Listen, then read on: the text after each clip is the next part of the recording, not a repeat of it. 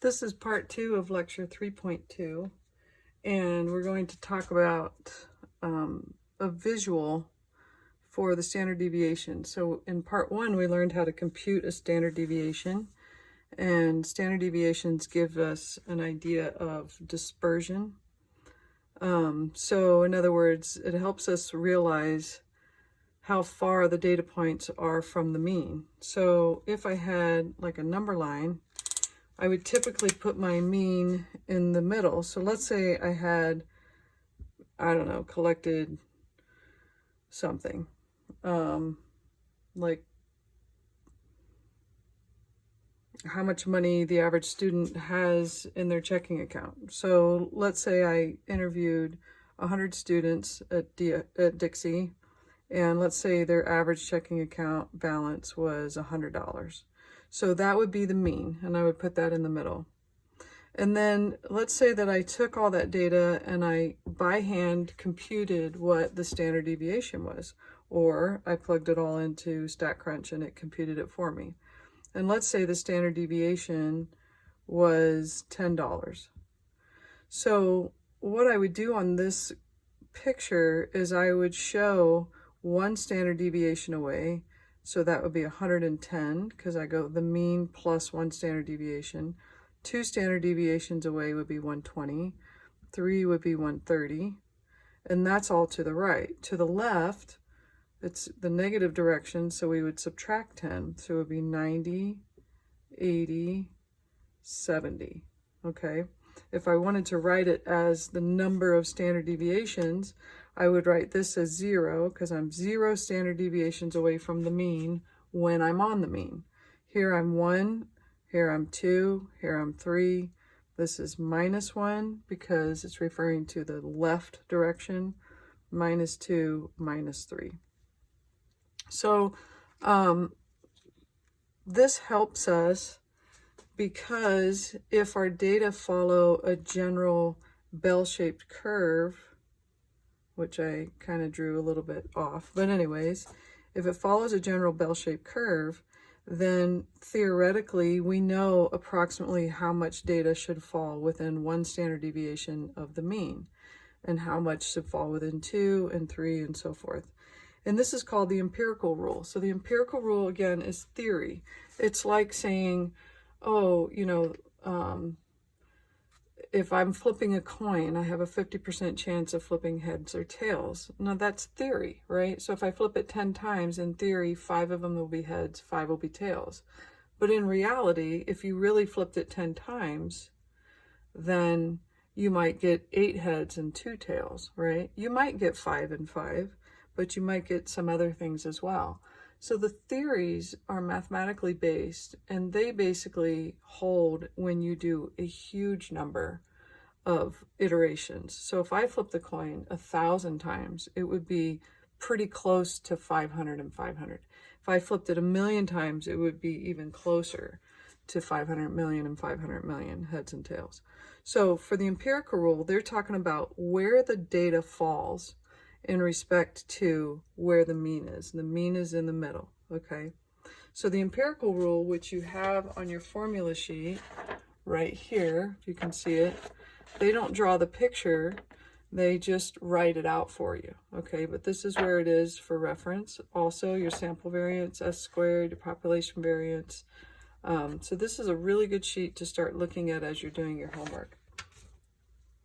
So what the empirical rule says is that if the shape of the distribution is bell-shaped, like this, then approximately 68% of the data lie within 1 standard deviation of the mean. So that means that a whole bunch of your data points will be in this region, in these 2 regions. So this is 68% of all the data collected. So that means that in my case of the 100 students that I interview at Dixie, that means that 68 of those students will have between $90 and $110 in their bank account. From there, it goes, well, what about 2 standard deviations away? So 2 standard deviations away is going to account for 95%. So 95%. And again, this is in your this is on your formula sheet. 3 standard deviations away, which I kind of messed up my chart, but so in all this area, it would be 99.7. So 99.7. What I encourage you to do is to draw this picture out for yourself and fill in each box. So if this is 68 for these two, and we have total symmetry here, that means this guy's 34 and this guy's 34%. Okay, if it's 95% from here to here, then this box and this box would be the total 95% minus the 68%. So what is 95 minus 68? 27. So these two boxes are 27%, which means each of them would be half of 27, which would be 13.5. 13.5. And you can also do a search on the internet and under images for the empirical rule, and it will break this bell-shaped curve out for you and tell you the percent that you would expect the data to be. Okay, so if all of this is 95% and all of this is 99.7, that means these two are 4.7. So half of 4.7 is 2.35, and these are all percentages, 2.35. And then what's left? If these 3 standard deviations away from the mean are 99.7, that means these 2 little tails that are left would be 0.3. So half of that would be 0.15%.